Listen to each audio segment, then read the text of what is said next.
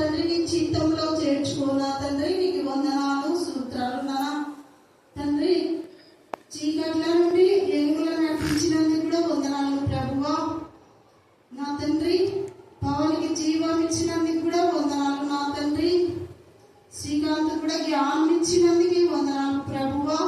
పరిపుడికి ఇచ్చినందుకు కూడా వందనాలు నా తండ్రి. తండ్రి కుంటి వాళ్ళు, మూగి వాళ్ళు, చెవిటి వాళ్ళు నాన్న వాళ్ళని గాయపన్నాస్తంతో ముట్టు ప్రభువా. తండ్రి ఇక్కడ ఎవరెవరు వస్తారో నాకన్నా తండ్రి వాళ్ళని కూడా పేరు పేరున జీవించు తండ్రి. నీకు వందనాలు సూత్రాలు నాన్న తండ్రి. వాళ్ళని జ్ఞాపకం చేసుకున్నా తండ్రి ప్రభువా. మా దేశంని మా ఊరిని కూడా కాపాడినందుకు వందనాలు ప్రభువా. నా తండ్రి శత్రువులను కూడా మిత్రుల్ని చేయి తండ్రి. నీకు వందనాలు సూత్రాలు నా. ప్రతి పనిలో నువ్వే ఉండి జరిపించయ్యా. ఎందుకంటే నువ్వు అన్ని తెలిసిన దేవుడు కాబట్టి మేము నమ్ముచున్నాం ప్రభువా. తండ్రి ప్రతి పనిలో జ్ఞాపకం చేయి తండ్రి నాన్న. నీ చేతి పనులే ప్రభువా మంచివి జరిపిస్తావని మేము నమ్ముచున్నాం తండ్రి. ఆటంకులు తప్పించినందుకు కూడా వందనాలు నా తండ్రి. తండ్రి మా కూతురు ప్రభువా వాళ్ళ అత్త వాళ్ళని కూడా నాన్న ముట్టి స్వచ్ఛపరిచేయాలన్నా తండ్రి. వాళ్ళ ఆటంకులు తప్పించు తండ్రి. నీకు వందనాలు సూత్రాలు ప్రభువా. మా అన్న వాళ్ళని కూడా జ్ఞాపకం చేసుకున్నా నా తండ్రి. వాళ్ళకు కూడా జ్ఞానమి తండ్రి. తెలియని వాళ్ళకు కూడా జ్ఞానమి ప్రభువా. నీకు వందనాలు సూత్రాలు నాన్న తండ్రి. నీ చేతి కింద మేము ఉంటాం ప్రభువా. నీకు వందనాలు సూత్రాలు నా తండ్రి. తండ్రి బలము శక్తి మాకు ఇచ్చినందుకు వందనాలు ప్రభువా. జ్ఞానం ఇచ్చినందుకు వందనాలు తండ్రి. పాటలు నేర్పించినందుకు వందనాలు ప్రభువా. తండ్రి లెక్కలేని వందనాలు సూత్రాలు చెల్లించుకుంటాం ప్రభువా. తండ్రి ఎక్కడెక్కడ తాగుబోతులు తిరుగుబోతులు వాళ్ళని కూడా జ్ఞాపకం చేసుకున్నాను. వాళ్ళ జ్ఞానమి ప్రభువా. వాళ్ళని మార్చుకుంటున్నాం నా పరమ తండ్రి. ఆమేన్ ఆమేన్ ఆమేన్.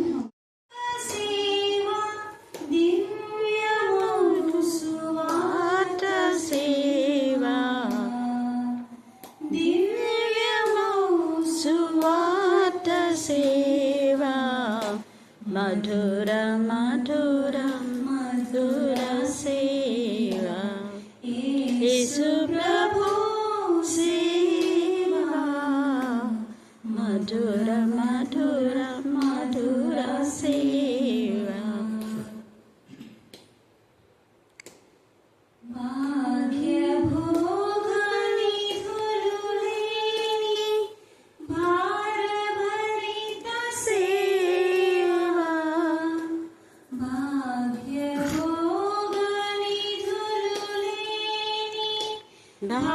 భారభరిత సేవా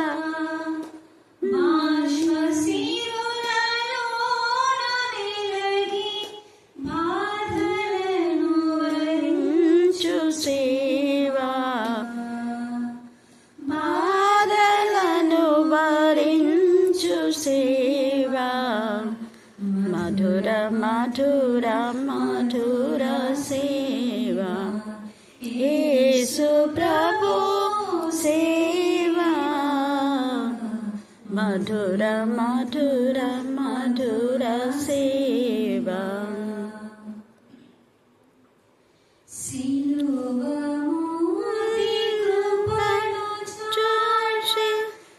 సిగ్గుపడని సేవా.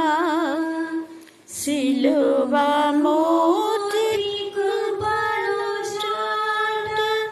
సిగ్గుపడని సేవా.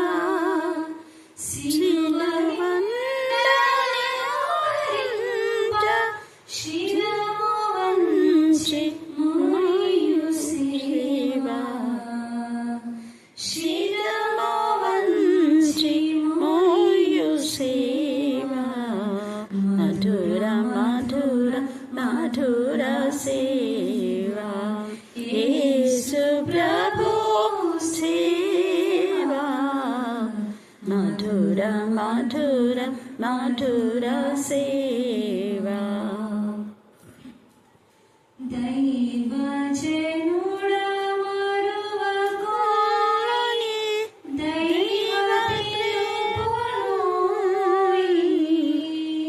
దైవజనుడా మరువకోయి దైవ పిలుపునోయి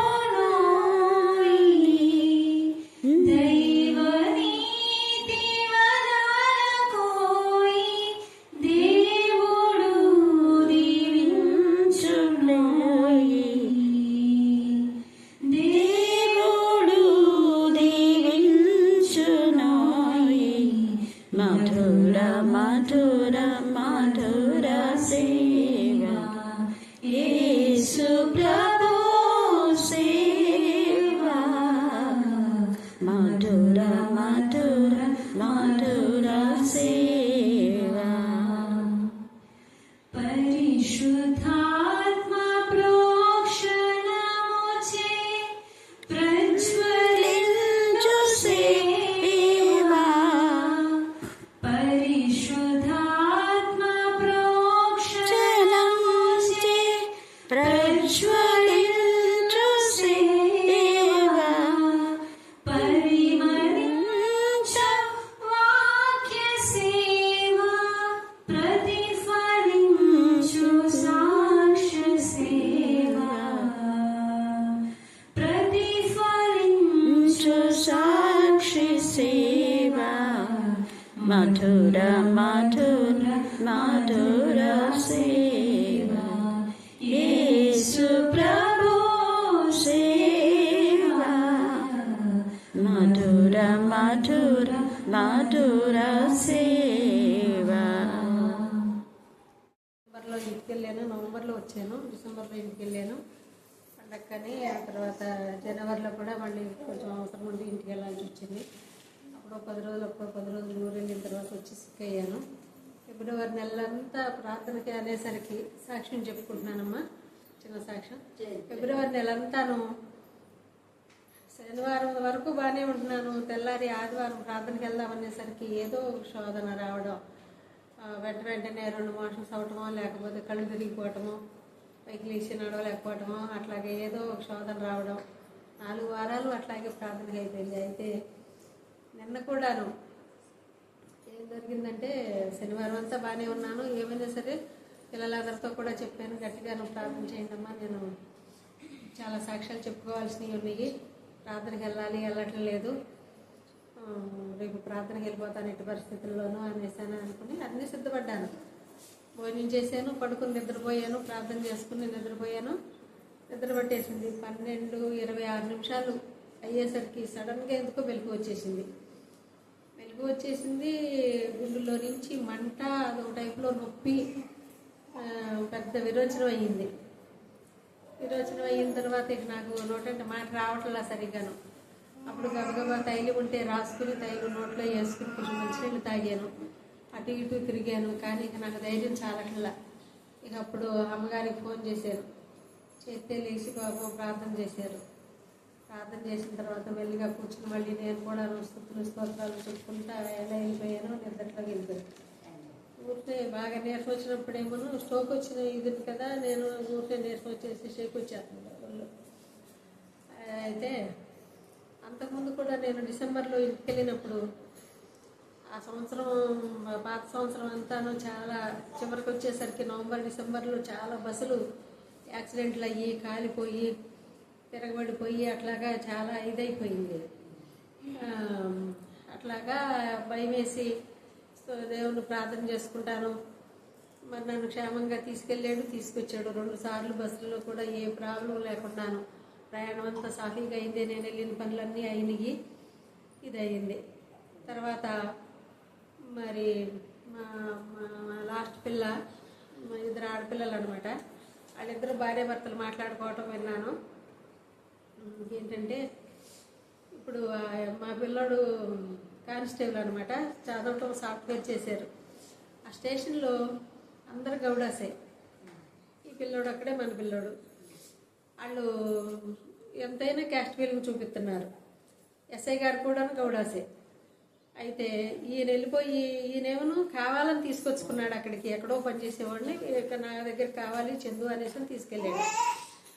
ఆ తర్వాత అంతకుముందు స్టేషన్ ఆయన వచ్చిన వాళ్ళందరికీ స్టేషన్కి దేనికో దానికి వెళ్తారు కదా, వెళ్ళిన వాళ్ళకి అందరూ బాగానే ఉన్నారు కానీ ఆయన కూడా గౌడాసేనంట.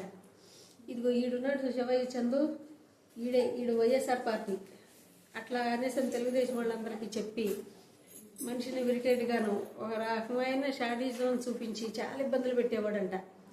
ఎంత పని చేసినా సరే కూడాను తన సాఫ్ట్వేర్ చేయటం వలన కంప్యూటర్ వర్క్ చేయించుకున్నా సరే కూడాను మానసికంగా ఇబ్బంది పెట్టేసి వచ్చిన వాళ్ళందరికీ ఏంట్రా నువ్వేంటి మా పార్టీ మాది ఇప్పుడు అధికారము, నువ్వేంటో వైఎస్ఆర్ పార్టీ వాళ్ళని ఇచ్చేస్తున్నావంట అట్లా ఎట్లా కానీ బయట వాళ్ళు అనేటట్టుగా అట్లా అలాంటి ఇబ్బందులు పెట్టారంట. వాళ్ళిద్దరు మాట్లాడుకుని ఆ ఎస్ఐ ఇక్కడికి వస్తానంటున్నాడు, ఈ ఎస్ఐ వెళ్ళిపోతానంటున్నాడు, చిట్టి మనకి మంచి రోజులు లేవు, చాలా రిస్క్, మళ్ళీ ఇక్కడికి వచ్చేస్తున్నాడు అని అన్నాడు. అంటేను మీరు టెక్నపడి మహండి చెట్టి ప్రార్థన చేసుకున్నాము, దేవునికి అసాధ్యమైంది ఏదీ లేదు, మీకు మంచి కార్యమే జరుగుద్ది చూడండి, మీరు కంపల్సరిగా నువ్వు నిజమేనమ్మా అని అంటావు, నేను ప్రార్థన చేస్తాను, నేను సాక్ష్యం చెప్పుకుంటాను అనేసరి ప్రార్థన చేసుకున్నాను. దేవుడి దయ వల్ల ఆ ఎస్ఐ గారు ఇక్కడికి రాగా జనవరిలో వస్తాడని అన్నవాడు ఈ సంవత్సరానికి రాను ఎక్కడ వాళ్ళు అక్కడే అన్నట్టుగాను ఇదైపోయారు. దేవుడు గొప్ప కార్యం చేశాడు, హ్యాపీగా ఉద్యోగం చేసుకుంటున్నారు వాళ్ళు. తర్వాత మా రెండో అల్లుడు పెద్ద ఇంజనీరు బెంగళూరులోను. అయితే ఆయనకు కూడా అలాగే 2 ఏళ్ళు అవుతుంది బెంగళూరు వచ్చి, అంతకుముందు కర్ణాటకలో చేసేవారు. కర్ణాటకలో చేసినంతకాలం ఈయనదే ఆయన చేతి మీద అజమాయిషి అంతాను, వాళ్ళకి జీతాలు కాడించి ప్రతి బిల్లు మీద ఈయన సంతకం లేదే ఏది జరిగేది కాదు. అయితే ఇక్కడికి వచ్చిన తర్వాత వీళ్ళందరూ క్యాస్ట్ ఫీలింగ్ చూపించడం మొదలుపెట్టారు.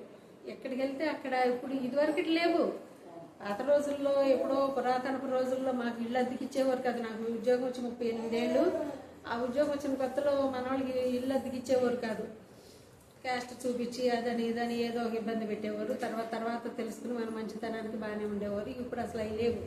మళ్ళీ ఇప్పుడు ఈ సంవత్సరం ఈ 2-3 ఏళ్ల నుంచి వచ్చిన చూడు ఇప్పుడు మన సనాతన ధర్మం అనే ఈ గొడవలు కానించి మళ్ళీ మొదలైపోయారు.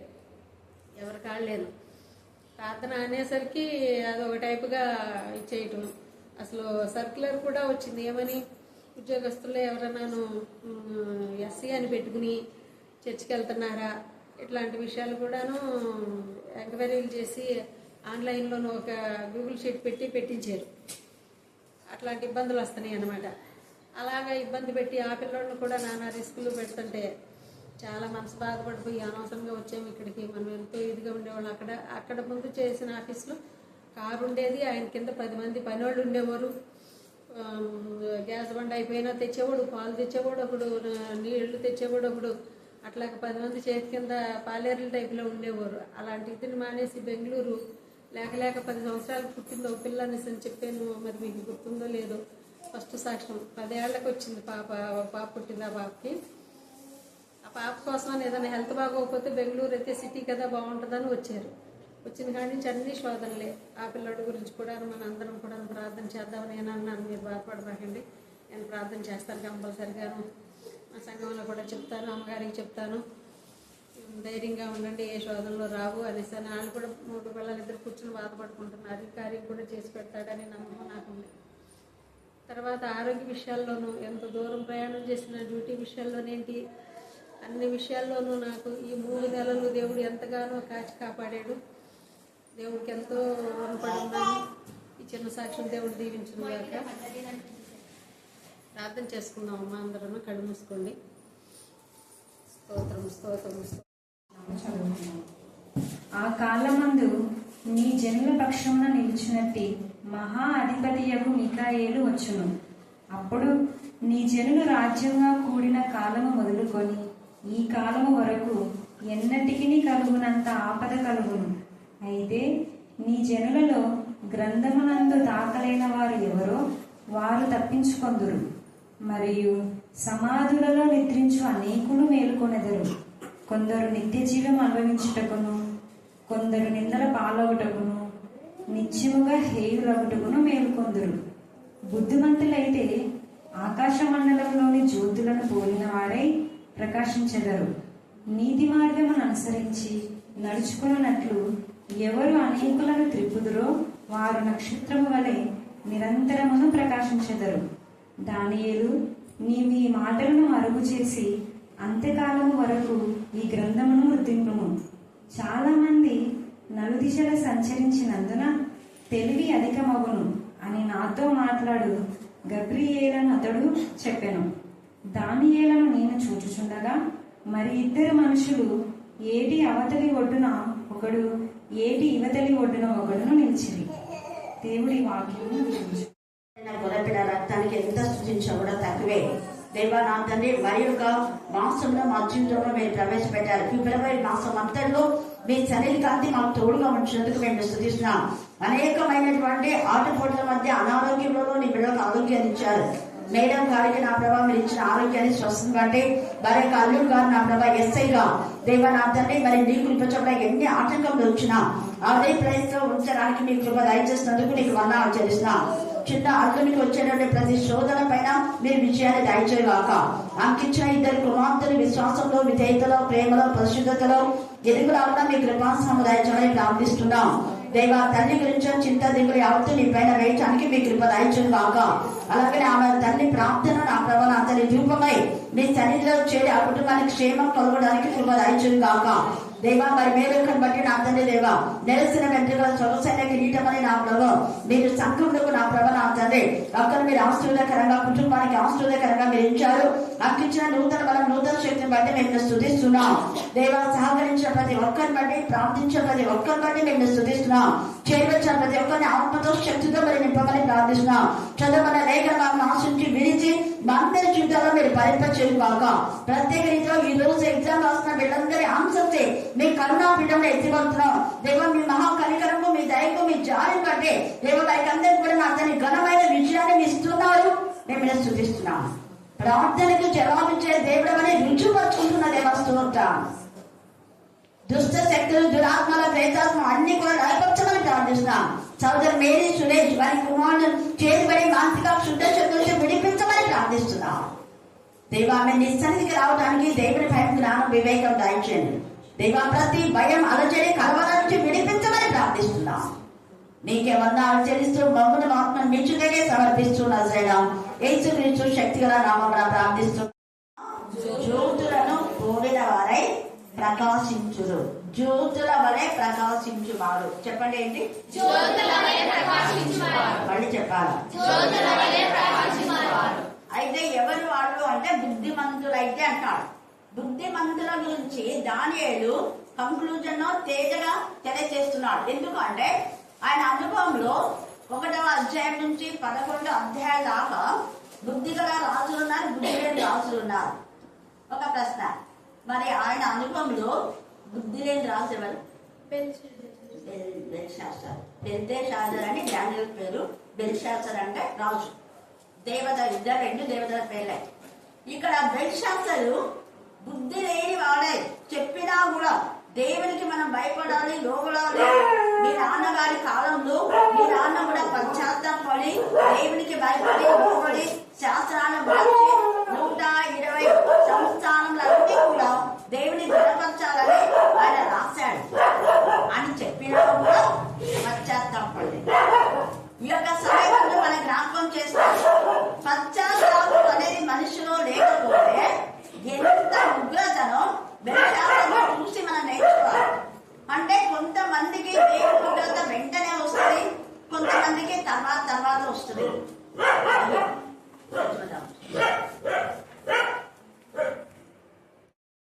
జ్ఞాపకం చేసుకోవాలి. బుద్ధి కలిగి దేవునికి ఇష్టమైన బిడ్డగా ఉండడం మంచిది. బుద్ధి లేకుండా దేవునికి విరోధంగా చేసి అనవసరమైన కష్టాలు తెచ్చుకోవడం అది అవివేకుల యొక్క పని. బుద్ధి లేని వారు అవివేకులు, బుద్ధి లేని వారు భక్తిహీనులు, దుష్టులు, దుర్మార్గులు, చెడుతనం చేసేవారు, వీళ్ళంతా ఒకటే తేడా. వాళ్ళంతా అపవాది సంతతి. ఇంకా చెప్పాలంటే సర్ప సంతతి. సర్ప సంతానము రాబో ఉగ్రతను తప్పించుకోవడానికి మీకు బుద్ధి చెప్పిన వాడు ఎవరు అని అన్నారు ఒకరు. ఎవరు? యోహాను. బ్యాప్టిజం ఇచ్చి యోహాను అన్నారు. యోహాను అంటే మళ్ళీ ఇంకొక యోహాను. బ్యాప్టిజం ఇచ్చి యోహాను తేజగా సర్ప సంతానం అన్నాడు. దేవుని ప్రజల కోసమే ఆయన ప్రత్యేకించుకొని ప్రతిష్ఠించుకొని ఏర్పరచుకొని పంపాడు అరణ్యంలో. అక్కడ ఏమీ మనకు మంచి షెల్టర్ లేదు, ఏసీ రూములు లేవు, అక్కడ చికెన్ 65 మటన్ 65 లేదు. ఆయననే మిడతలు తేనె వండుకునే పాత్రలు లేవు. చూడండి ఎంత ఇదిగా దేవుని కోసమే సమర్పించుకున్న వాళ్ళు ఏది ఉండే తినేస్తారు అంతే, ఇది అది అనడానికి లేదు. అంత సమర్పణతో ఆయన చేశాడు కాబట్టి అక్కడ వాళ్ళను సర్వ సంతానం అంటే బుద్ధి లేదు, అప్పవారు దూసి వాళ్ళకు బుద్ధి లేదు. తండ్రి అయిన దేవుడు నన్ను చేశాడు కదా, చేసిన దేవునికి నేను లోబడాలి కదా, చేసిన దేవుని గణపరచాలి కదా, మహిమపరచాలి కదా, ఆయన పైన నేనే హెచ్చించుకోవడం ఏంటి అని అనుకోకూడదు. చాలా మంది రక్షణ పొంది ఏ విధానంలో రక్షణ పొందారో, ఎప్పుడు రక్షణ పొందారో సండే స్కూల్కి వచ్చి కూడా విర్రవిగా వాళ్ళు కొంతమంది ఉన్నారు. అది దేవునికి క్షమించాడు. అలాంటి వాళ్ళు బుద్ధి లేని వాళ్ళు అంటారు. చేసిన మేలు మర్చిపోయే విశ్వాస ఘాతకులు అని కూడా వాళ్ళ పేరు. ఇవన్నీ వాళ్ళ పేరు. అయితే దేవుడి భయభక్తి గల వాళ్ళకైతే దేవుడు నీతిమంతులుగా చేస్తాడు. ఎంతని నీతిమంతులుగా చేస్తాడో వారందరూ కూడా దేవుని రాజ్య వారసులు అని రాయబడింది.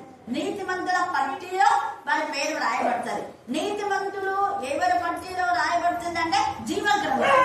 మనం కీర్తన 69 చూడండి, 28వ వచనం. కీర్తన 69:28. ఇక్కడ తేజగా పరిశుద్ధాత్మదేవుడు మాట్లాడుతున్నాడు. జీవ గ్రంథంలో నుండి వారి పేరును చూడండి, బాగుంది వారి పేరు తుడుపు పెట్టమని దావీదు చేస్తున్నాడు. పరిశుద్ధాత్మతో నింపబడిన దావీదు ఓర్చగలిగినంత ఓర్చుకున్నాడు. ఓర్చుకోక సహించలేనంత కంటే ఎక్కువ చేసినప్పుడు బాధను భరించలేక ప్రభా జీవ గ్రంథం నుంచి వారి పేరు కొట్టేసాయి. ఇది దేవుడు ఒకడు ఏంటి నువ్వు నాకు అంటున్నావా అందంలో దేవుని చిత్తానుసారంగానే వాక్యానుసారంగా అతను మాట్లాడుతున్నావు. జీవ గ్రంథంలో వాళ్ళ పేర్లు ఉంటే మళ్ళీ నీకు అవమానం దేవా. ఈ నీతిమంతుడుగా వాడు వీని పేరు కూడా ఉందా అని నిన్ను వాడు మళ్ళా పాయింట్ అవుట్ చేస్తాడు. వాడు అపవాది వాడు ఎప్పుడు కూడా పాయింట్ అవుట్ చేయడానికి ఉంటాడు. దాని మీద ఎప్పుడు వాడు అబద్ధాలు నేరాలు చెప్తూనే ఉంటాడు. వాడి పేరు వాడి బతికి అంతా. కాబట్టి వద్దుదేమని న్యాయవంతుడు కదా, నీతిమంతులతో పాటు దుర్మార్గులు ఉండాలని కీర్తన మొదట్లోనే చెప్పారు. నీతిమంతుల మార్గం యెహోవాకు తెలియనని, దుష్టుల మార్గం నాశానికి నడుము. నా జీవ గ్రంథంలో ఉండే వాళ్ళు నాశానికి పోవడానికి అవకాశం లేదు. కాబట్టి పేరు ముందు తీసేస్తే వాడిగా నాశనమే. తర్వాత చదువు. నీతిమంతులని జీవ గ్రంథం అన్నాడు. మొదలైమన్నాడు నీతిమంతుల పట్టిలో వారి పేరు రాయద్దు. ఒకవేళ ఇంతవరకు రాయకుండా రాయద్దు. ఇక వాడు దోషి. నేను బాధపడిన వాడనై వ్యాకులపడుచున్నాను. దేవా నీ రక్షణ నన్ను ఉద్ధరించును గాక. కీర్తనలతో దేవుని నామమును స్తుతించెదను. ఇంకా పైన చెప్తాడు, వాడు నాకు చాలా ద్రోహం చేశాడు కాబట్టి వాడి ఉద్యోగం వేరొకటి తీసుకొని కాక, అంటే ఉద్యోగం పొందుతాడు. వాడి ఇల్లు పాడైపోను కాక, వాడి ఇంటిలో ఎవరు నివసించకుండా ఉండు కాక. ఆ పైనంతా టైం లేదు కాబట్టి మీరు చదువుకోమని చెప్పారు. సేమ్ ఇదే ద్రోహియకు ఇస్కరియోతు జీవితానికి సంబంధం. అదే విధానంలో కింగ్ సౌల్ మొదట ఆత్మతో నింపబడ్డాడు, కానీ ఆత్మ శక్తి లేదు, విశ్వాస ఘాతకుడైపోయాడు. అందుకనే ఉన్న ఆత్మ వెళ్ళిపోయింది, దేవునికి ఇష్టం లేకుండా పోయింది. పరిశుద్ధాత్మను పొందామని కొంతమంది వివరిస్తుంటారు. మళ్ళా స్వార్థము, దేవునికి విరోధమైన ఆలోచనలు, తప్పుడు మార్గంలో ఉంటే పరిశుద్ధాత్ముడు ఉన్నాడు. హల్లెలూయా, హల్లెలూయా, హల్లెలూయా, హల్లెలూయా. తనను అసహించుకుంటాడు. అసహించుకొని ఆయన చెప్పాడు కాబట్టి ఆయన కూడా అసహించుకుంటాడు. చెడు చేసే వాళ్ళను తండ్రి అయిన దేవుడు ఎప్పుడు కూడా టాలరేట్ చేయడు, భరించలేదు. వాళ్ళు క్షమించమంటే తప్ప క్షమించాడు. క్షమించమనేటటువంటి ఆ నేచర్ కింగ్ సౌలుకు లేదు. ఇస్కరియోతు ద్రోహి అనే పేరే ద్రోహి అయిన వాళ్ళకు ఉండదు. ద్రోహం చేసే వాళ్ళు క్షమాపణ కోరారు. అందుకే 70 ఏళ్ల మట్టుకు మన పక్షంగా ఎవరైనా నేరం చేసి క్షమించమంటే వాళ్ళు ద్రోహం కాని వాళ్ళు మాత్రమే క్షమించమంటారు. ద్రోహి అయిన వాళ్ళు క్షమాపణ కోరరు. వాళ్ళ పాపలు అంతే నిల్చుంటాయి. కాబట్టి యేసయ్య కూడా మీరు ఎవరిని క్షమించురో వాళ్ళని నేను క్షమిస్తాను. మీరు ఎవరి పాపం నుంచి ఉండనిద్దరో వాళ్ళ పాపలు వచ్చే ఉంటాయి. నిన్ను ఎవరు ఆశీర్వదిస్తారో వాళ్ళు నేను ఆశీర్వదిస్తానంటాడు. అది కాండం 12. అది చెప్పిన మాటనే మళ్ళీ రిపీట్ చేస్తాడు ఇక్కడ యేసయ్య తన శిష్యులతో. ఇదిగో అబ్రహాం, నువ్వు నా సేవకుడు కదా, నిన్ను ఆశీర్వదిస్తే వాళ్ళకి ఆశీర్వాదం, నిన్ను శపించాలా శాపం నేను ఇస్తే వాళ్ళకు, నువ్వు కాదు. ఇక్కడ యేసయ్య కూడా అంటున్నాడు, మీరు ఎవరి పాపంలో క్షమించకపోతే అవి ఎట్లే ఉంటాయి. ఎవరి పాపంలో అంటే పరిశుద్ధాత్మకు వ్యతిరేకంగా చేసేటివి. అంటే పరిశుద్ధాత్మ ద్వారా వాక్యం ప్రకటించబడుతున్నప్పుడు వాక్యంలోకి ఎవరు ఆటంకం వచ్చినా వాళ్ళని దేవునికి క్షమించాలి. వాళ్ళు బిషప్ అయినా, ఆర్క్ బిషప్ అయినా, ఎవరైనా నిజంగా వాళ్ళు బుద్ధిమంతులైతే వాక్యంలోకి ఆటంకపరచరు. తప్పు చెప్తుంటే ఇది తప్పని చెప్తారే తప్ప వాక్యంలోకి ఆటంకపరచరు. ఇప్పుడు మేడం గారు చెప్పారు, క్యాష్ నుంచి ఎన్ని వస్తున్నాయి చూడండి. ఈ మధ్య నిజంగా ఇంతకుముందు లేదు, ఈ మధ్య ఎక్కువైపోతున్నాయి. 35 సంవత్సరాలుగా ఎవ్వరు వాక్యములకు ఆటంకపరచలేదు. ఈ మధ్య దుష్ట శక్తులు ప్రభావితం ఎక్కువైపోయినాయి ఊళ్ళో. అందుకని వాక్యంలో ఆటంకం. ఎందుకు అంటే వాళ్ళ బతుకులు బయటపడుతున్నాయి. వాళ్ళకి ఎవరికీ తెలియకుండా సీక్రెట్ గా చేసే పాపాలు బయటకు వస్తున్నాయి, వాక్యము ద్వారా బయటకు వస్తున్నాయి. బతుకులు మార్చుకోరు. మన ఎమ్మెల్యేలు అన్న అదే చెప్పిండు, నువ్వు 2-3 సార్లు వాక్యం చెప్పేటప్పుడు పోయి పైకి తగ్గించకు అన్నారక ఫలానా వాళ్ళు. నేను తగ్గించను, దేవుని వాక్యం ఉన్నది ఉన్నట్టుగా చెప్తుంది అక్క. అందులో ఎవరుంటే వాళ్ళు బతుకులు మార్చుకోవాల్సిందే. నీకు చేత నీకు ధైర్యం ఉంటే పోయి తగ్గించుకోబోన్నాను. హల్లెలూయా, హల్లెలూయా, హల్లెలూయా, హల్లెలూయా, హల్లెలూయా, హల్లెలూయా. బ్రతుకులు మార్చుకోవాలయ్యా మనము. ఎంతకాలం బ్రతుకులు మార్చుకోకుండా ఉంటాం? 2-3 సార్లు అన్న గద్దించండి, అందుకని అన్న మీద కూడా కోపమే. మీరు పాపం చేయొద్దండి, మీ బ్రతుకులు మార్చుకోండి అని ఎవరు చెప్తే వాళ్ళ మీద కోపమే. వాళ్ళకి ఎవరు కావాలి? ఏం పర్వాలేదే, వాళ్ళు ఏదైనా పాపం చేయడా, దావీదు చేసినాడు కదా, అబ్రహాంకి 2 భార్యలు, నువ్వు 3 చేసుకో, 4 చేసుకో, ఏం తప్పులేదు అనేటోళ్ళు బాగుంటారు. అబ్రహాం కావాలని చేసుకోలేదు, పరిస్థితులను బట్టి చేసుకున్నాడు. చాలా చెప్పినందుకు మళ్ళా వదిలేసినాడు. అని దేవుడే వదిలిపించినాడు. చాలా చనిపోయిన తర్వాత వృద్ధాప్యంలో కూడలతో పరిచయం చేసుకోవడం ఆయనకి ఇష్టం లేదు. అందుకనే కెజాన్ చేసుకున్నాడు. హల్లెలూయా, హల్లెలూయా. కెజూరం చేసుకున్నాడు. 25 మీరు ఆదికాండం చదివితే కెజూరం చేసుకున్నాడు. హల్లెలూయా, హల్లెలూయా, హల్లెలూయా, హల్లెలూయా, హల్లెలూయా. అందుకని ఈ సమయమందు బుద్ధిమంతుడైతే అబ్రహాము బుద్ధిమంతుడై అనేకులను దేవుని వైపు మరల్చాడు. అబీమెలెకు వాళ్ళ యొక్క ఆ రాజ్యంలో ఉన్నటువంటి స్త్రీలందరూ కూడా గర్భాలు మూసివేయబడితే అబ్రహాం ప్రార్థన బట్టి వారి గర్భాలు చేస్తే వాళ్ళందరూ యెహోవా దేవుని స్తుతించారు. బుద్ధిమంతుడైతే అబ్రహాం వాళ్ళకు ఇల్లు కావాలి, రాజు కదా రాజు మాట ఇందాంలే అనుకోలే, దేవుడు ఆయన అక్కడ వాడుకున్నాడు. అలాగే ఇస్సాకు కూడా, ఇస్సాకు 2 సార్లు బావులతో వస్తే వాళ్ళు గొడవ కొన్నారు, దేవునికి అప్పగించేసినాడు. 3వసారి 2 బావుల నీళ్లు 3వ బావులోకి వచ్చినాయి. 2 బావులలో ఉన్న నీళ్లు 3వ బావులో నిండి పొదిలినాయి. సిగ్గుపోయింది వాళ్ళకు. వచ్చి అపాలజీ చెప్పడానికి క్షమాపణ చెప్పారు, క్షమించాడు అబ్రహాం కూడా, క్షమించండి ఇస్సాకు కూడా క్షమించి ముందు అంటాడు, నా దగ్గరికి మీరు ఎందుకు వచ్చినారు, కలవాలి మీరు అంటే, లేదు మాకు అర్థమైపోయింది దేవుడు నీతో ఉన్నాడు కాబట్టి దేవుని సహాయం మాకు ఉంటే చాలు, నీతో మాకు వైరం వద్దు, సమాధానం కావాలి అన్నారు. భోజనాలు పెట్టి వాళ్ళని పంపించేశారు. ఆ ఇస్సాకుని బట్టి అక్కడ వాళ్ళు బ్లెస్సెడ్ అయిపోయినారు. అందుకనే వాళ్ళ పేర్లు జీవ గ్రంథం ముందు రాయబడి ఉన్నాయి. ప్రకటన వరకు మనం చూస్తే అబ్రహాం, ఇస్సాకు, యాకోబుల దేవుడు అనింది. ఎంత గొప్ప కృప. హల్లెలూయా, హల్లెలూయా, హల్లెలూయా, హల్లెలూయా, హల్లెలూయా, హల్లెలూయా. అలాగా దావీదు తన కొడుకుల కోసము, తన బిడ్డల కోసము, తన ఏం దానికోసం ఒకసారి ఏడ్చాడు అంతే. కానీ ఎక్కువగా భారభరితంగా ఏడ్చింది వాక్యం అనుసరించకపోయినందుకు అని కన్ను నీరు ఏరులై పారింది అన్నాడు. అందుకని ఆయన యొక్క వంశంలో నుంచి యేసయ్య జన్మించాడు. యేసయ్య ద్వారా కోట్ల మంది దేవుని యొక్క సింహాసనాసీనులయ్యారు. దేవుని సన్నిధిలో చేరే కృపను ఇచ్చాడు బుద్ధిమంతుడు. హల్లెలూయా, హల్లెలూయా, హల్లెలూయా, హల్లెలూయా, హల్లెలూయా, హల్లెలూయా. బుద్ధిమంతుడుగా ఉన్నాడు, విశ్వాసఘాతుడుగా లేడు. ఇంకా మనం ముందు చూస్తే నోవహు బుద్ధిమంతుడే చెప్పాడు, కానీ వాళ్ళు ఎవరు వీళ్ళ అయితే తన కుటుంబం నుంచి మొత్తం ఇప్పుడంతా మనమంతా స్ప్రెడ్ అయిన అప్పటి నుంచి నోవహు యొక్క సంతతిలో వాళ్ళమే మనమంతా కూడా. హల్లెలూయా, హల్లెలూయా. ఎవరైనా మీకు ఎస్సీ అన్నది ఇప్పుడు వచ్చింది అప్పుడు వచ్చింది అని చెప్తే అసలు లేదు, ఆ పదమే లేదు, ఆ గోడే లేదు. ఎక్కడైనా మీరు బైబిల్లో ఆది కాండం నుంచి ప్రకటన చూస్తే అమోరీలు, మోయాబీలు, హివ్వీలు, హిత్తీలు, తర్వాత గిర్గాషీలు, యెబూసీలు వీళ్ళున్నారు. కానీ మాదిగలు ఉందా? లేదు. మధ్యన వీళ్ళు పెట్టుకున్నారు. చెప్పులు కుట్టేవాళ్ళు మాదిగలు అన్నారు, కొమ్ము ఎత్తేవాళ్ళు మాలోళ్ళు అన్నారు. అది వాళ్ళు పెట్టుకున్న పేరు, అవి మతం కాదు. అది ఒక వృత్తి, వృత్తికి సంబంధించి చూసి వాళ్ళు పెట్టుకొని మనల్ని ఇన్సల్ట్ చేయడం కాదు. క్రీస్తుకు చెందిన వాళ్ళు మాత్రమే మనం. క్రీస్తు వంశావళిలో అనేకులు క్రీస్తు వంశావళిలో చేర్చమన్నారు. అందుకే యేసయ్య జననం జరిగింది. యేసయ్య జననముతో అది అంతం కాలేదు. ఆయన మరణ పునరుద్ధానం, ఆయన శిలువ యాగము ద్వారా మనం క్రీస్తుకు చెందిన వారం, క్రీస్తు రక్తంలో కడగబడిన వారం.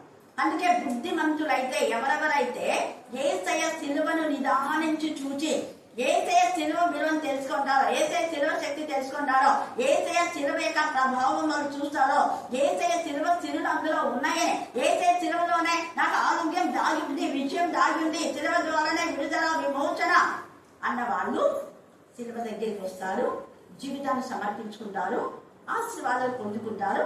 వాళ్ళ పేర్లు జీవ గ్రంథంలో వ్రాయబడతాయి, నీతిమంతుల పట్టిలో వ్రాయబడతాయి. ఎందుకు అంటే మానవుడు ఎప్పుడూ నీతిమంతుడు లేడు. మన నీతి క్రియలన్నీ మురికి పెళ్లికలే. యేసే రక్తము ద్వారా మనం నీతిమంతాన్ని పొందుకుంటాం. యేసే రక్తం ద్వారా కడగబడి కొనవన్న వాళ్ళ పేరు నీతిమంతుల పట్టిలో రాయబడతాయి. నీతిమంతుల పట్టిలో రాయబడిన వాళ్ళ పేరు ఖచ్చితంగా మన జీవ గ్రంథం ఉంటాయి. ఎందుకంటే జీవాధిపతి అయిన యేసయ్య తన ప్రాణం క్రయధనంగా పెట్టి మనం కొన్నాడు, మనం కన్నాడు. ఆత్మ జన్మ మనకు వచ్చేసింది. మనం క్రీస్తుకు చెందిన వారమే. అందుకే 2 జన్మలు ఉండే వాళ్ళకు ఒకటే మరణము ఉండే వాళ్ళు కాకుండా 2 మరణాలు ఉన్నాయంటే వాళ్ళకు ఒకటే జన్మ ఉండాలి. తల్లి జన్మం అంతే, ఆత్మలో జన్మించాలి. తండ్రి అయిన దేవుడు ఆదాము చేసిన పాపలకు ప్రక్షాళనగా క్రీస్తులో జన్మించాలని ఆత్మ జన్మాన్ని మనకిచ్చాడు. ఆత్మలో జన్మించిన వారైతేనే తప్ప పరలోక రాజ్యంలో మనము ప్రవేశం లేదు. పరలోక రాజ్యంలో ప్రవేశించాలంటే నీతిమంతుల పట్టిలో పేరుండాలా, జీవ గ్రంథంలో పేరుండాలి. అప్పుడు జీవాధిపతి అయిన దేవునితో సహవాసం చేస్తాం, సహగమనం కలిగి ఉంటాం. జీవవృక్ష ఫలాలను అక్కడ తినొద్దన్నాడు, కానీ ఇక్కడ తినించేలా చేస్తాడు. అక్కడ తినకుండా దూతలు పెట్టాడు. వాళ్ళ జీవవృక్ష ఫలాలు తిని పాపం జీవిస్తుందేమో అని అక్కడ ఖడ్గ జ్వాలతో ఉన్న దేవదూతను పెట్టేసి మళ్ళా దేవుడు తన కృప చొప్పున, తన జాలి, తన కనికరం బట్టి, యేసయ్యను బట్టి మనకు జీవ వృక్ష ఫలాలను భుజించడానికి, యేసయ్యకు ముళ్ళ కిరీటం పెడితే మనం ఆయన మనకు జీవ కిరీటాన్ని ఇవ్వడానికి, యేసయ్య వివస్త్రం చేసి మనకు రక్షణ వస్త్రాలు, స్తుతి వస్త్రాలు, మహిమ వస్త్రాలు, ధవల వస్త్రాలు, ఆనంద వస్త్రాలు, సంతోష వస్త్రాలు, ఇవన్నీ బుద్ధిమంతులకు ఎంత అనేకులను ప్రభు వైపు తిప్పుతారో వాళ్ళందరూ వీళ్ళంతా ప్రభు వైపు దేవుడి వైపు తిప్పారు. ఆ తర్వాత మనం నయోమి కూడా, రూతు రావడానికి కారణం నయోమి మరి ఎప్పుడైతే దేవుడి వైపు తిరిగిందో తన యొక్క కోడలు దేవుడి వైపు తిరిగింది, బుద్ధిమంతురాలైపోయింది. అప్పుడు బుద్ధి లేకుండా పోయింది, బుద్ధిమంతురాలుగా మళ్ళీ వచ్చింది. ఒకవేళ నీ బుద్ధి లేని దానిగా పడిపోయి ఉంటే నీ పాపపు జీవితం నుంచి విడిపించబడి మరలా నయోమిలాగా పశ్చాత్తాపడి మరలా మొదటి పరిశుద్ధతలోనికి రావాలి. అంతేగాని మళ్ళీ నేను మొదట మోయాబు పోతాను, మొదటి పాపంలోకి, మొదటి చెల్లోకి, మొదటి క్రియలను చేయద్దు. ఒకప్పుడు ఆత్మీయముడి పడిపోతే మళ్ళా ఆత్మీయ స్థితిలోకి మనం రావాలి. ప్రేమలో, పరిశుద్ధతలో, విధేయతలో, విశ్వాసంలో ఎక్కడ పడిపోయామో ఆ పడిపోయే స్థితిని జ్ఞాపకం చేసుకుని వెంటనే మనం మళ్ళా క్రీస్తు వైపు రావాలి. లేదంటే నీ బతుకు చీకటి అంటే నరకం. అందుకే ప్రకటన 2:5 నువ్వు ఏ స్థితిలో పడితే అది జ్ఞాపకం చేసుకొని ఆ మొదటి క్రియలు చేయాలి. తేజగా మాట్లాడుతున్నాను. దానియేలు వీళ్ళంతా కూడా, దానియేలు కూడా అనేక మందిని ప్రభు వైపు మరొక జ్ఞానం చచ్చిపోకుండా బుద్ధి కలిగి దేవుని వాక్యంలో దైవజ్ఞమైన బుద్ధి కలిగి ప్రార్థన చేసి జ్ఞానులకు తనతో పాటు మరణం రాకుండా ఇతరులను రక్షించారు. జ్ఞానులు ఇతరులను రక్షిస్తారు. ఆ జ్ఞానులు ఎవరు? ఆత్మ జ్ఞానం కలిగి ఉండే. ఆ జ్ఞానం అనేది ఆత్మ వరాల్లో ఒక జ్ఞానం. బుద్ధివాక్యం, జ్ఞానవాక్యం అని ఉంది. ఏ విధానంలో వాళ్ళకు వాక్యం చెప్పి వాళ్ళని గద్దించి బుద్ధి చెప్పాలనే జ్ఞానం దేవుడు ఇస్తారు. రాజులకే బుద్ధి చెప్పిన దానియేలు, మరి మనం ఈ లోకంలో వాక్యములకు అడ్డు చెప్పిన వాళ్ళకి ఎందుకు చెప్పలేకపోతున్నాం? బుద్ధి కలిగితే చెప్పాలి. వాక్యములకు ఎవ్వరు ఆటంకం చేయకూడదు. హల్లెలూయా, హల్లెలూయా, హల్లెలూయా. అందుకే ఇక్కడ అంటున్నాడు, మన పక్షంగా పోరాడడానికి మిఖాయేలు ఉన్నాడు. మిఖాయేలు వచ్చును, అప్పుడు జనులు రాజ్యంగా కూడిన కాలం మొదలుకొని, అంటే ఇప్పుడంతా యేసయ్య రాజ్యమే. అంటే అపవాది ఉన్నాడు, సేమ్ వే దేవుని పిల్లలు యేసయ్య నామంలో వాళ్ళు జీవిస్తున్నారు. ఆయన నామము, అందుకనే రాజ్యముగా అంటున్నాడు. రాజ్యముగా, నీ రాజ్యం వచ్చుగాక అనేది ఉంది. మళ్ళీ పరలోకంలో వచ్చే రాజ్యం అది. నీ రాజ్యం అంటే మన హృదయంలో ఆయన రాజ్య పరిపాలన చేస్తాడు ఆయన నామం ద్వారా. అందుకనే ఇక్కడ నీ జనులు రాజ్యంగా కూడిన కాలం మొదలుకొని యేసయ్య చనిపోయి తిరిగి లేచినప్పటి నుంచి ఎన్నటికీ కలుగనంత ఆపద కలుగును. ఎప్పుడు అంత్యంలో ఇక్కడ భయంకరమైనటువంటి సిచ్యువేషన్స్ ఉన్నాయి. అయితే నీ జనులలో గ్రంథం నందు దమకాలైన వారెవరో వారు తప్పించుకుందరు. ఇందాక కీర్తన 69 అందుకే చదివించారు. మరి గ్రంథంలో మన పేరు లిఖితమై ఉందా లేదా? మనమే ఆత్మ పరిశీలన చేసుకుందాం. ఎవరి పేరు గ్రంథంలో లిఖితమై ఉంటుందంటే నువ్వు అనేకులను దేవుని చదివి నడిపిస్తాయి. నీ ఇంటి వాళ్ళే రాకుంటే నీ పేరు గుర్తుపెట్టుకోవాలి. మన ఇంట్లో వాళ్ళకు మనం రక్షణ లేకుండా దూరం చేస్తే, మన ఆత్మలో నడిపించకపోతే పేరు కొట్టివేయబడతాయి. బుద్ధిమంతులైతే ఖచ్చితంగా దేవుని సన్నిధికి నడిపిస్తారు. రూతు వచ్చేసింది నయోమి మాట విని. ఇంకా అనేక మంది కోరేషు రాజు అన్యుడే, దైవేషు రాజు అన్యుడే, కానీ నీతిమంతుల పట్టిలో వాళ్ళ పేరు రాయబడింది దానియేలుని బట్టి. అందుకని ఇక్కడ అంటున్నాడు, నీ జనులలో గ్రంథం నందు దాఖలైన వారెవరో వారు తప్పించుకుందురు, మరియు సమాధులలో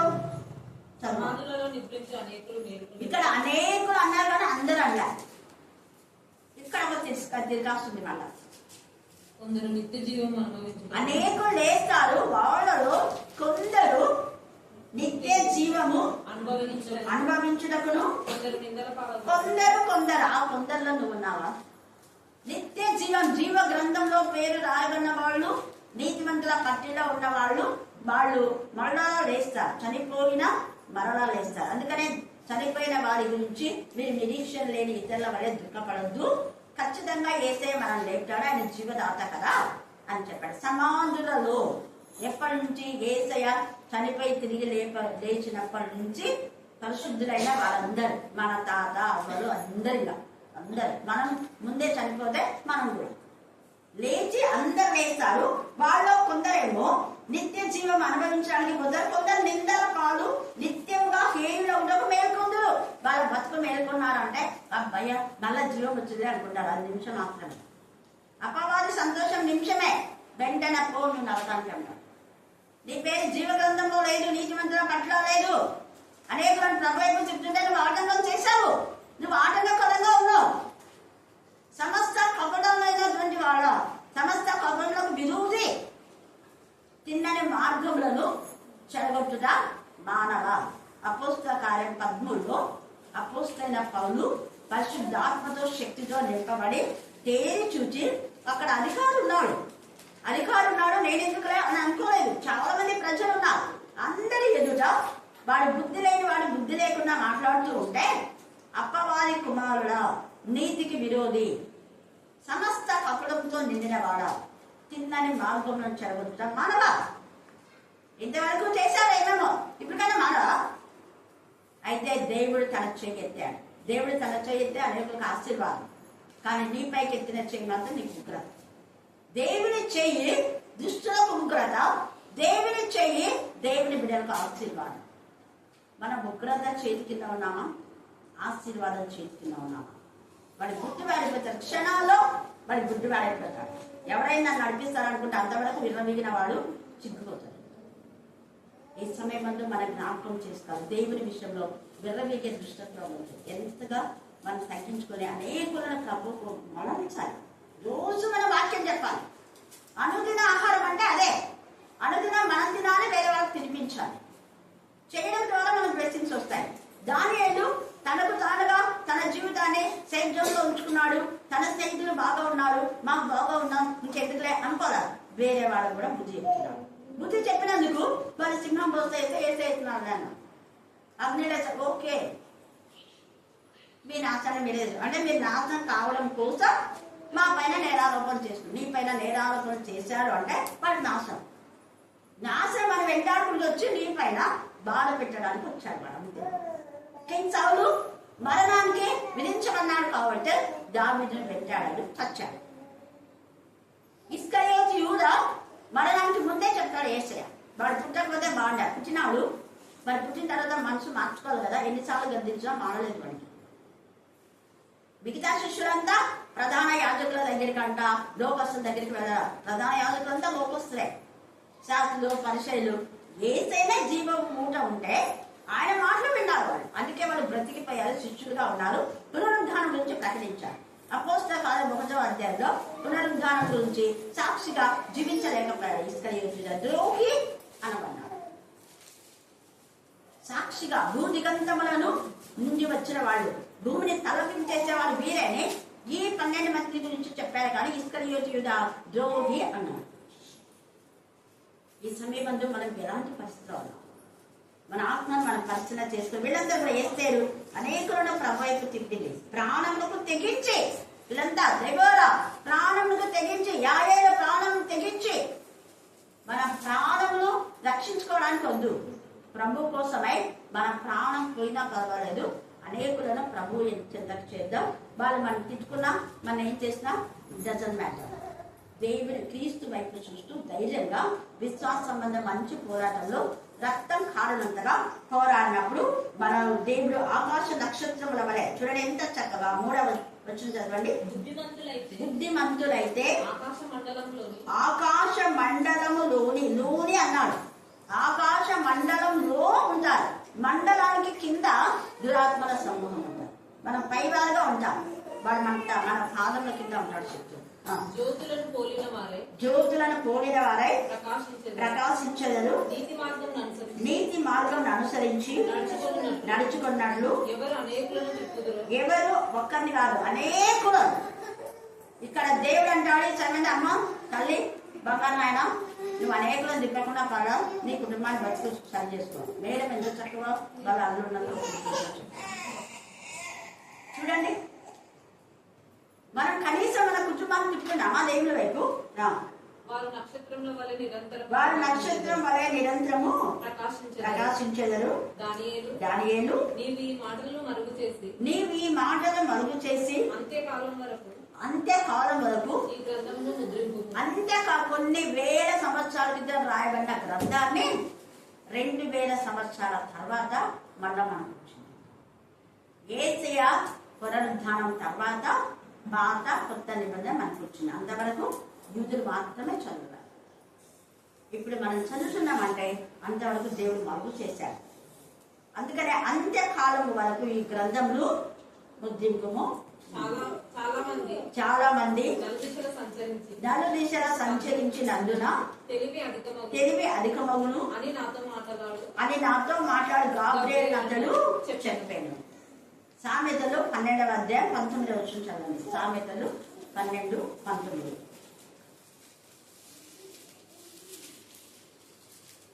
నిజమాడు పెదవులు నిత్యము స్థిరమైండు. అదే నిజమాడు పెదవులు. నువ్వు నిజంగా దేవుని గురించి చెప్తే నువ్వు స్థిరంగా ఉండవు, వాడు కూడా స్థిరంగా ఉంటావు. అబద్ధమాడు నాలుక క్షణ మాత్రమే. వాడు ఎప్పుడు అబద్ధాలు, రోజుకొక అబద్ధం, ఈ రోజు ఒక అబద్ధం, ఇంకొక అబద్ధం. మన మాట అవునంటే అవును, కాదంటే అంతకు మించి వచ్చేది ఎవరి నుంచి వస్తుంది?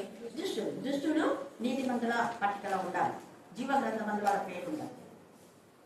చేతనైనంత మటుకు చేతనైన మీరు ఖచ్చితంగా సత్యం చెప్పాలి. పొరపాటున చెప్పినా నేను అనుకోకుండా చెప్పానని మళ్ళా క్షమాపణ అబ్రహాంలో చెప్పి మళ్ళీ సత్యం చెప్పాలి.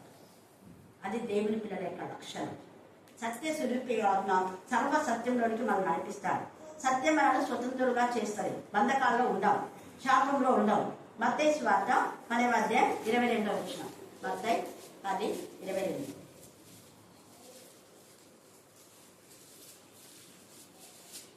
వీరు నా నామం నిమిత్తం అందరి చేత ద్వేషింపబడదురు. అంతం వరకు సాధించిన వాడు రక్షింపబడదు. అది అంతం వరకు మనం సహించాం. మనకి ఎన్నో వస్తాయి. సహనం అనేది చాలా చాలా ప్రాముఖ్యం. మీకు తెలుసు, మీ మధ్య ఎన్ని వచ్చినాయి కాదు, అన్నిటికీ సహించినాం కాబట్టి దేవుడు ఈరోజు కరుణాపీఠంలో మనకు క్షేమ స్థితిస్తాడు. ప్రతి ప్రార్థన విన్నాడు. చూడండి, రత్నకు మంచిగా కావా ముందే దేవుడు తెలియజేశాడు కదా. తెలియజేసినాడు అదే. నాన్న ద్వారా నాన్న పాపనిస్తున్నాడని ముందే చెప్పినాను. అప్పటికి ఇంకా తను ప్రెగ్నెంట్ కాదు. తర్వాత చెప్పిన తర్వాత మరుసటి వారమే తను శుభవార్త చెప్పినాను. హల్లెలూయా, హల్లెలూయా. తర్వాత జ్యోతికి దేవుడికి స్తోత్రం. ఈ స్థలమందు చేయబడే ప్రార్థన పైన ఆయన మన దృష్టి ఉంచాడు. మేడం కోసం, వాళ్ళ పిల్లల కోసం చేయండి. మేరక కోసం రెగ్యులర్ ప్రార్థనలో దేవుడు అద్భుత రీతిగా అక్కడ నడిపించాడు.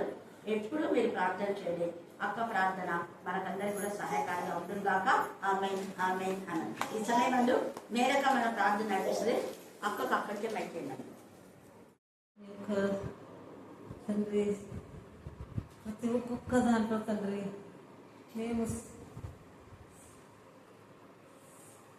సఫలీకృతమై తండ్రి, సఫలీకృతమై ప్రభు ఈ యొక్క వాక్యం మేము పట్టుకుంటాం తండ్రి. ఎల్లప్పుడూ ప్రభు నీ కృపలో, నీ దయలో, నీ కృపకు పాత్రలుగా ఈ లోకంలో జీవించే సహాయం చేయండి. ఎంతోమంది బిడ్డలు ప్రభు, ఎంతోమంది నీ బిడ్డలు ప్రభు, నీ వాక్యం ఎదిగినటువంటి బిడ్డలు ప్రభు తండ్రి. ఇప్పుడు చెప్పుదాం, మీరు వాక్యం మాకు తెలియజేసి నా తండ్రి స్తోత్రం, స్తోత్రం, స్తోత్రం. అన్ని తలంపులు మీవి ప్రభు, అన్ని తలంపులు మీవి ప్రభు. మట్టివారం మల్పులం స్వామి, ఏ యోగ్యత లేని వారం స్వామి, మూర్ఖులం స్వామి తండ్రి. మాకు తండ్రి జ్ఞానము, వాక్యం, తెలివి అన్నిటిని ఇచ్చి మమ్మల్ని తండ్రి మీ నామంలో మమ్మల్ని ముద్రించమని తండ్రి, నీ వాక్యంలో మేమందరం ముద్రించబడి ఎల్లప్పుడు తండ్రి నీ వాక్యంలో మేము పాలివారమై నీ పాఠంలోకి తండ్రి, నీ యొక్క వాక్యంలోకి మేము మూలదారులమై తండ్రి మేము నిన్ను నివసించుకునే భాగ్యం దయచేసి, నేను వాక్యమును నిలబెట్టుకునే భాగ్యం దయచేయండి. మా అందరిపై నీ యొక్క కృపను కుమ్మరించండి. నీ యొక్క దీవెన, నీ యొక్క కృప కుమ్మరించండి. శ్రీయా, మేము ఎట్లాంటి వారము తండ్రి, యోగ్యత లేని వారం తండ్రి. నీ సన్నిధి, నీ వాక్యము, నీ వాక్యము మాకు కావాలి ప్రభు. నీ వాక్యంలో మేము ఉండాలి ప్రభు. దేవా, నీ కృపలో, నీ దైవ, నీ వాక్యంలో మేము కృప చూపమండి. నజరేయుడైన యేసే నామములో వేడుకుంటున్నాను తండ్రి. 26వ వచనం నుంచి 30వ వచనం వరకు చదువుకున్నాం. వారు భోజనము చేయుచుండగా యేసు ఒక రొట్టె పట్టుకుని దానిని ఆశీర్వదించి విరిచి తన శిష్యులకు ఇచ్చి, మీరు తీసుకొని తినుడి, ఇది నా శరీరం అని చెప్పెను. మరియు ఆయన గిన్నె పట్టుకొని కృతజ్ఞతాస్తుతులు చెల్లించి వారికిచ్చి, దీనిలోనిది మీరందరూ త్రాగుడి, ఇది నా రక్తము, అనగా పాపక్షమాపణ నిమిత్తము అనేకుల కొరకు చిందింపబడుతున్న నిబంధన రక్తము. నా తండ్రి రాజ్యంలో మీతో కూడా నేను ఈ ద్రాక్షరసము క్రొత్తదిగా త్రాగు దినము వరకు ఇకను దాన్ని త్రాగనని మీతో చెప్పుచున్నానని. అంతటా వారు కీర్తన పాడి ఒలీవల కొండకు వెళ్ళిరి. దేవుడి వాక్యం దీవించి ఆశీర్వదించి